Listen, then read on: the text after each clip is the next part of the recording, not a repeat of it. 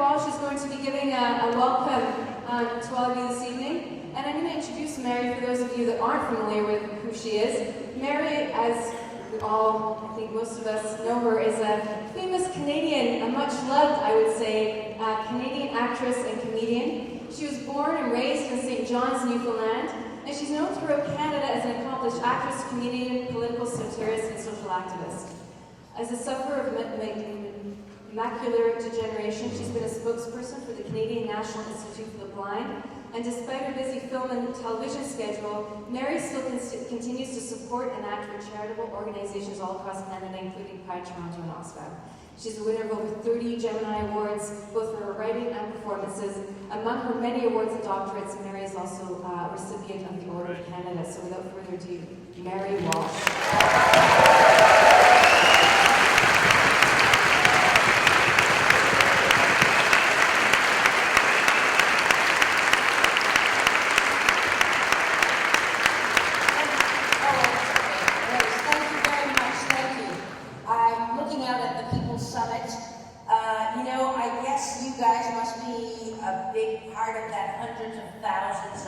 Dangerous anarchists that Mr. Stockwell was talking about today.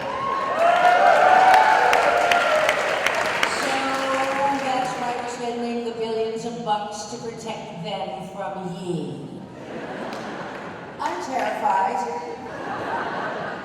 Well, Stevel and the hypocrites, eh? With over 250,000 lakes, both big and small, Mr. Harper and his government of mole-eyed morons, in the most absurd example of the conservative culture of deceit yet, felt it was necessary to build a fake lake. Inside the Toronto Convention Centre, outside of which sits one of the world's great lakes, you know?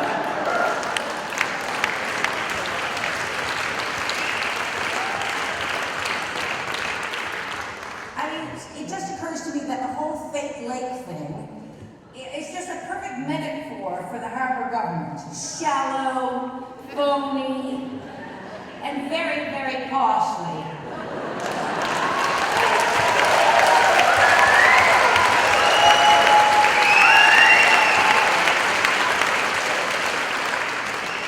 I mean, you know, the old expression, if they had a clue, they'd be dangerous, really, you know? Honest to God.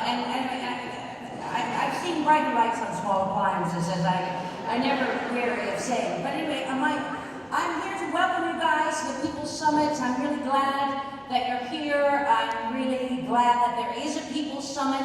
I don't really I find myself somewhat confused by the whole G8, G20 thing, and I know now what they're not going to talk about, as the Conservatives have always, we know the negatives, I'm not entirely sure what they are going to talk about. Is anybody? I mean, anyway, not that they need to tell me. I'm only a person, only a citizen. Totally unimportant. Just somebody to be protected from, apparently. It is my great delight at this point, though, to introduce Maud Barlow. I'd like to just say a little story that I heard years ago. It may be apocryphal, I'm not quite sure. But it was, you all remember Conrad Black. And remember when he used to strut around Canada like a bantam cock rooster? He had everything to his jake, you know, he had his National Post, he'd stolen all the money from the Widows Fund and the Dominion stores years before nobody said boo. In fact, all anybody ever did was write peons of praise to him, and his harsh, capitalist, outlook. He had houses in Palm Beach and God knows where else, you know. But anyway, he happened to end up at a party with Maud Barlow, and they happened to be going for the same dessert tray at exactly the same time. And there was just one strawberry left on the tray with some chocolate to dip it in. And Maud, ever being gracious, said, "I'll split it with you." And he took the strawberry, dipped it in the chocolate, shoved it in his mouth, and sauntered off. Because, of course, he thought that the strawberry should be his, because everything should be his. The only thing I take from this, and that I would say to the People's Summit, is that everything changes. Maud Barlow sat right there. Conrad Black is in a federal pen.